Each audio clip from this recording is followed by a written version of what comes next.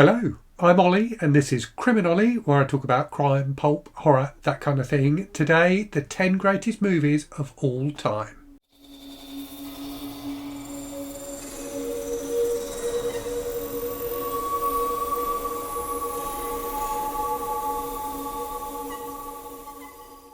So before I give you the list of the 10 greatest films of all time, I wanted to make 2 points.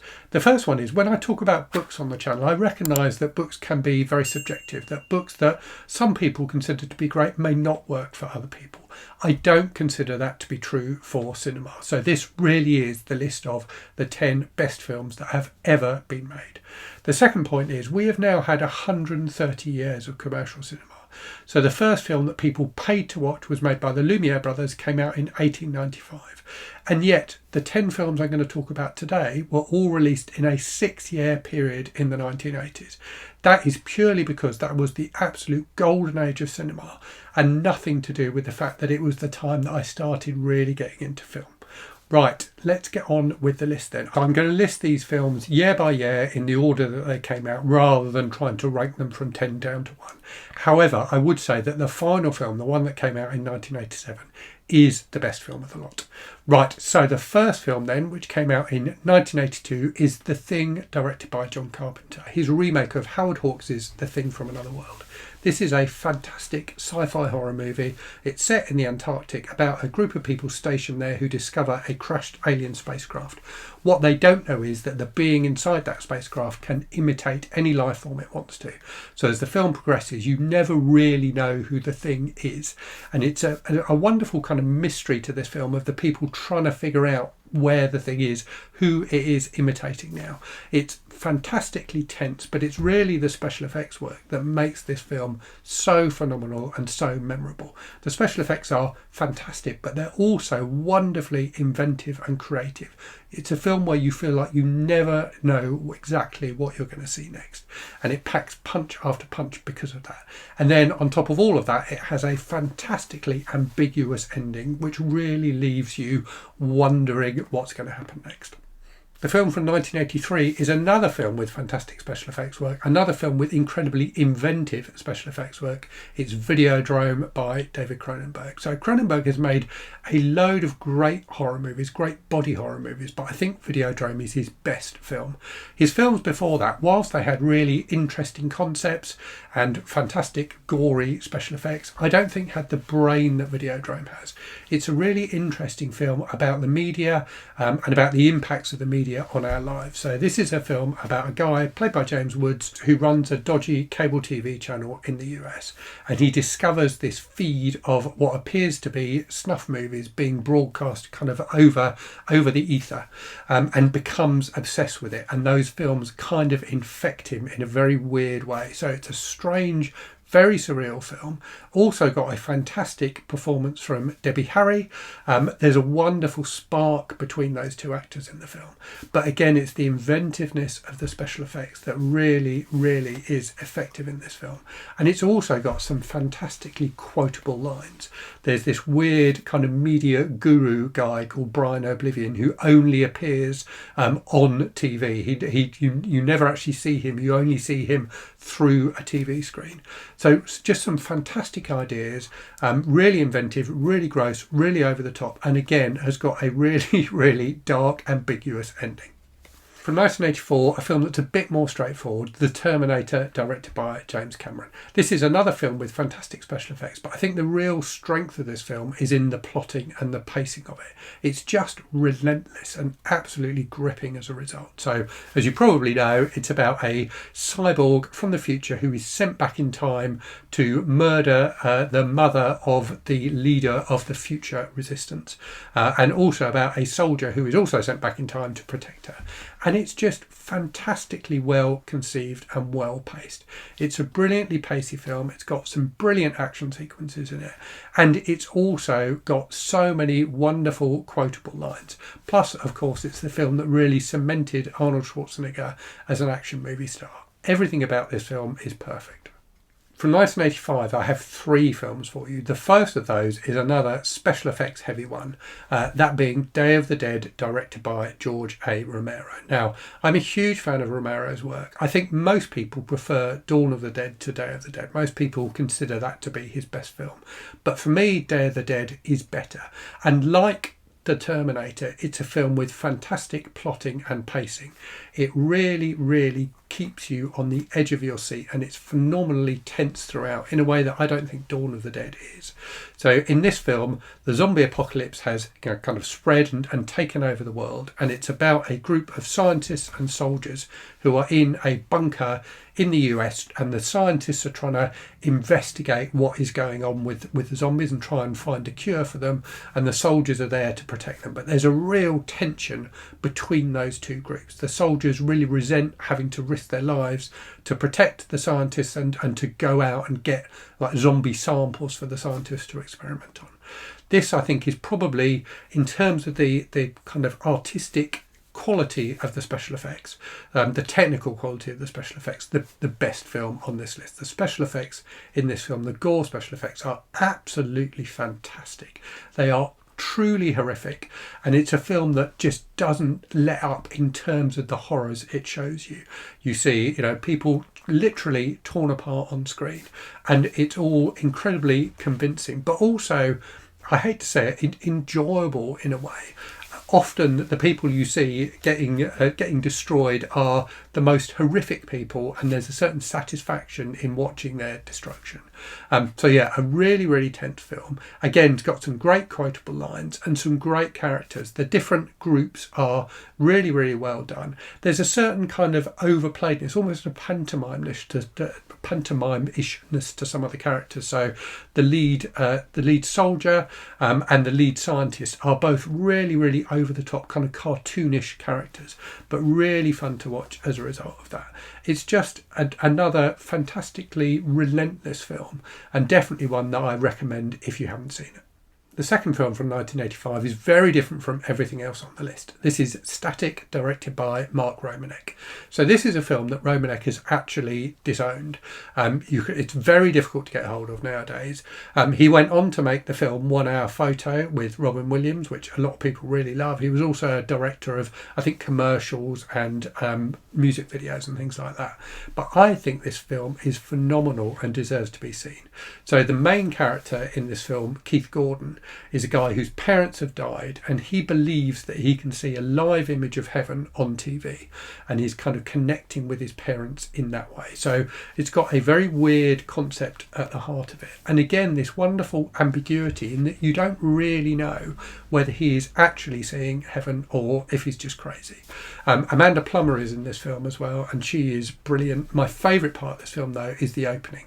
It's got a fantastic opening set to music with Amanda Plummer, who's a successful musician who's like moved away from the town that Keith Gordon lives in, like fleeing her life as a musician because she's just had enough, and driving back to town. And there's this just brilliant driving scene at the start of the film that's just really fun to watch. It's one of those scenes with music that really like gets you going, really gets you into the film from the start. So yeah, another wonderful film, and one that probably not many people have seen.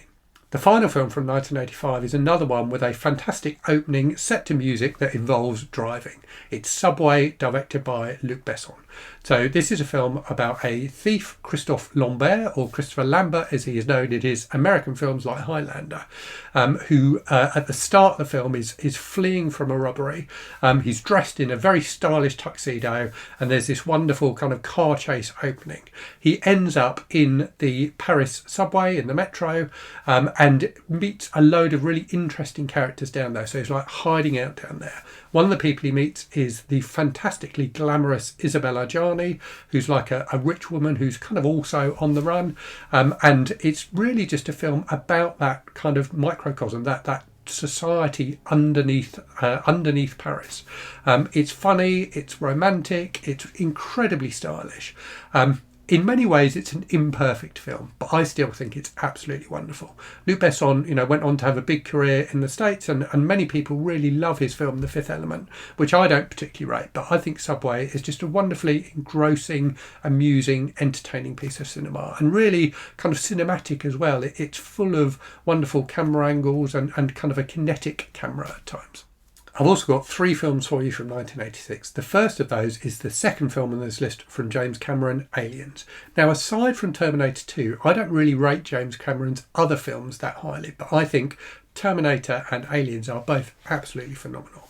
And the beauty of Aliens is it takes a film, Alien, which feels very self-contained in its own right. It doesn't, when Alien came out, it didn't feel like it needed a sequel.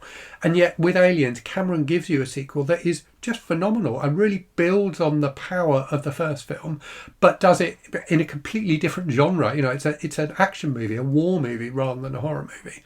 But it builds out that Alien universe fantastically well. And I think, everything that's happened with the Alien universe since then, all the subsequent films, the current TV show, all the spin-off books and things like that, probably owe more to Aliens than they do to Alien.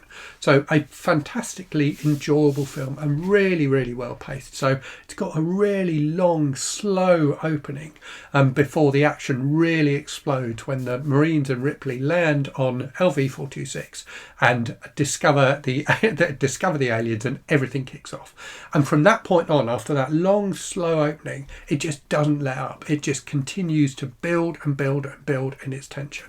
It's so good. It's so gripping. It's just a wonderful piece of action cinema, and a film that is like not hugely violent. There's a load of action in it, but it's much less violent than a lot of other 80s action movies, and yet it is just incredibly tense and enjoyable and thrilling throughout. A really, really fantastic piece of cinema. The second film from 1986 is very, very different, but again, I think it's the best film from this director. It's David Lynch's Blue Velvet. So David Lynch, at this point had made some great movies, Eraserhead, The Elephant Man, but I think Blue Velvet is the one that really ties the two parts of his kind of career, his obsessions together. So it's very weird and disturbing, but it's also a film that is kind of rooted in American culture and suburbia.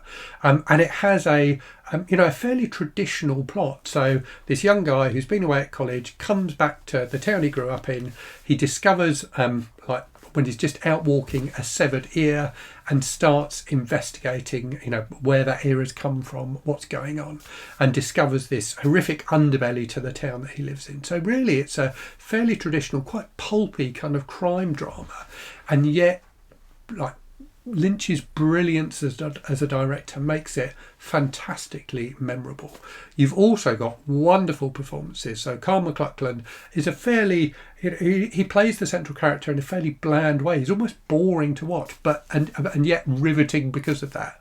Dennis Hopper is phenomenal as Frank Booth, probably my favourite cinematic villain of all time. And Isabella Rossellini as a woman who has been kidnapped by Booth is absolutely wonderful as well. So it's a film that draws on the history of American crime cinema really, but does it mixes everything up in a really enjoyable and weird way. But it doesn't do it.